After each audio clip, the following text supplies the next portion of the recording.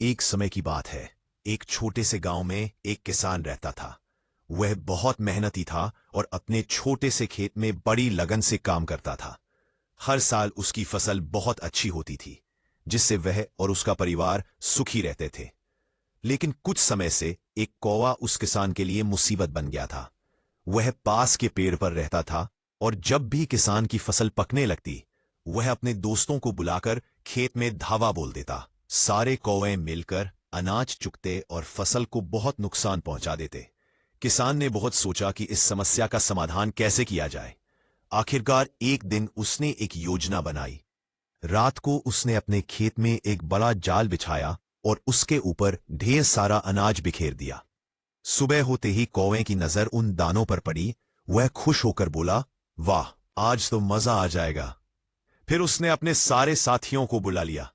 सभी कौवे खेत में उतर आए और चुगने लगे। लेकिन जैसे ही वे चुगने लगे, सारे कौवे जाल में फंस गए। उसी समय पास में उड़ रहा एक कबूतर भी वहां आ गया। उसने देखा कि बहुत सारा अनाज पड़ा है, तो वह भी चुगने लगा। बिना सोचे समझे वह भी जाल में फंस गया। शाम को किसान खेत में आया तो उसने देखा, इजी, जाल में बहुत सारे कौवे और एक कबूतर भी फंसे हैं। किसान ने सोचा, ये कौवे तो मेरी फसल के दुश्मन हैं, लेकिन यह कबूतर तो कभी नुकसान नहीं करता, फिर यह इसमें क्यों फंसा? तभी किसान को समझ आया, यह कबूतर बुरा नहीं था, लेकिन बुरी संगत में पड़ गया। किसान ने उन सबको सजा के रूप में पकड़ लिया।